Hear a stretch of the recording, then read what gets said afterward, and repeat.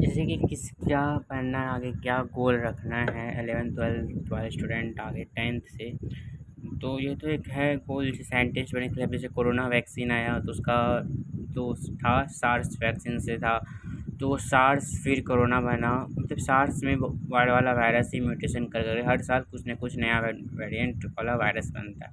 जिसने भी कोरोना के भी डोज लिए हैं वो अलग अलग कोविडशील्ड को वैक्सीन वाले डोज लिए, लेकिन अगर नया वेरिएंट को फिर अटैक करता है फर्स्ट सेकंड इम्यून रिस्पॉन्स के बाद अगर थर्ड इम्यून रिस्पॉन्स में आप कोरोना उसके नए वेरिएंट के चपेट में, इसीलिए क्या कहते हैं एक साइंटिफिक नॉलेज वैक्सीन का भी लेने से करना चाहिए। एक गोल आप अपना 12th के बाद साइंटिस्ट भी रख सकते हैं। उसके लिए आपको आइजर और IIT का एग्ज़ाम देना पड़ेगा।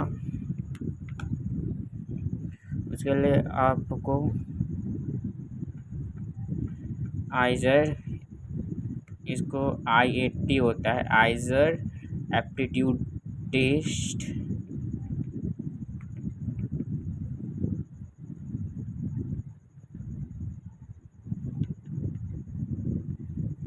इसके तहत आपको क्या कहते हैं, इसके तहत आप साइंटिस्ट बन सकते हैं और अब्रोड में अपना क्या कहते हैं रिसर्च वर्क भी कर सकते हैं। ये एक गोल आप क्या कहते हैं आइजर के थ्रू साइंटिस्ट बनने की तरह भी कर सकते हैं। लेकिन बहुत सारे बच्चों को सिविल लाइन कंपटीशन की तैयारी करते हैं, उसके लिए क्या कौन सा गोल होना चाहिए।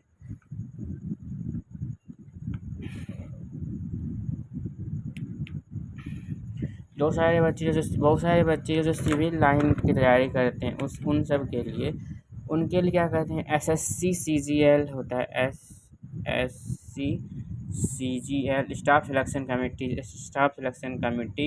इसका एग्ज़ाम होता है। इसके तहत इसमें बहुत सारे एग्ज़ाम होते हैं। या फिर बैंकिंग का PO का एग्ज़ाम, बैंकिंग का CA का एग्ज़ाम आप दे सकते हैं, बैंकिंग का चार्टर्ड अकाउंटेंट का एग्ज़ाम दे सकते हैं। या फिर डिफेंस में आप क्या कहते हैं जा सकते हैं, डिफेंस में आप NDA का एग्ज़ाम दे सकते हैं, CDS का एग्ज़ाम दे सकते हैं, अग्निवीर का एग्ज़ाम दे सकते हैं, मर्चेंट नेवी का एग्ज़ाम दे सकते हैं। इन सभी चीज़ों का आप एग्ज़ाम दे सकते हैं डिफेंस में। अगर आप PCS में जाते हैं, पब्लिक सर्विस में अगर आप UPSC का एग्ज़ाम दे सकते हैं एंड स्टेट UPSC का एग्ज़ाम दे सकते हैं। ये सब तभी दे सकते हैं क्या कहते हैं ये वाला एग्ज़ाम आप तभी दे सकते हैं जब आप क्या कहते हैं ग्रेजुएटेड हो तभी, और इसमें से ये वाला अभी तभी जब ग्रेजुएटेड होंगे तभी।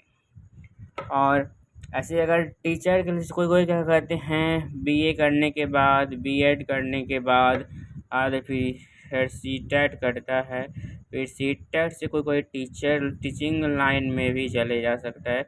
कोई ये UPSC का रूट बहुत ऐसे डायरेक्ट UPSC की तैयारी नहीं करके अलग रूट चुनता है UPSC का तैयारी करने के लिए।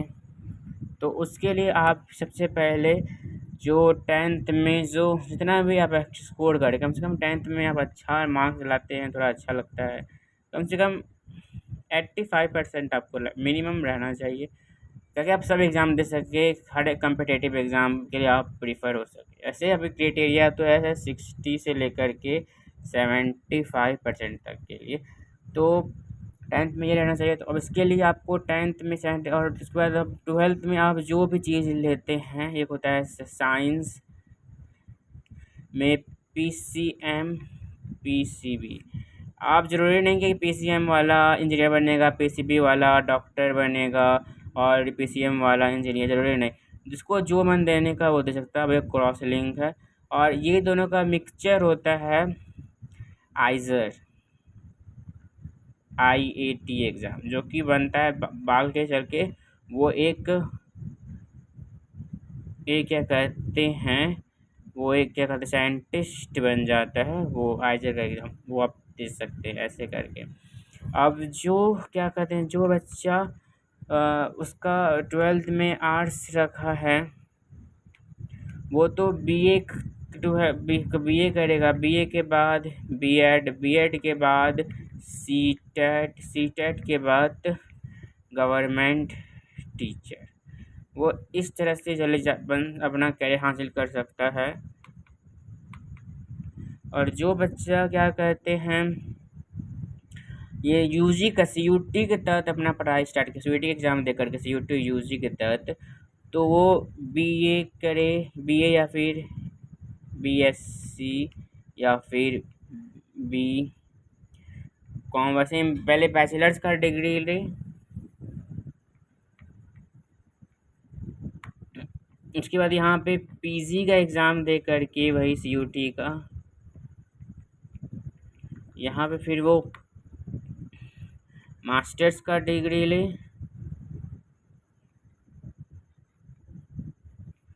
फिर यहाँ पे एक होता है प्रोफेसर का एग्ज़ाम, कुछ जो होता है प्रोफेसर के लिए कोई एग्ज़ाम देना पड़ता है, उसका वो एग्ज़ाम दे करके आप पीएचडी का डिग्री ले, तो आप एक प्रोफेसर बन गए। आप यूजी यहाँ पर यूजी नेट, यहाँ पे नेट का एग्ज़ाम दे करके आप प्रोफेसर बन जाइए। आप फिर यहाँ से आपका रूट अगर यूपीएससी में से होता है तो यहाँ से यूपीएससी में आप चले जा सकते हैं। इस तरह से आप अपने तैयारी को ले जा सकते हैं। इस बार तो बहुत सारा करप्शन हुआ है, जो क्या कहते हैं एनटी जो जो सबसे गंदा कमेटी थी उसके द्वारा इतने सारे करप्शन के कारण लोग को डिसीजन नहीं हो रहा क्या करे।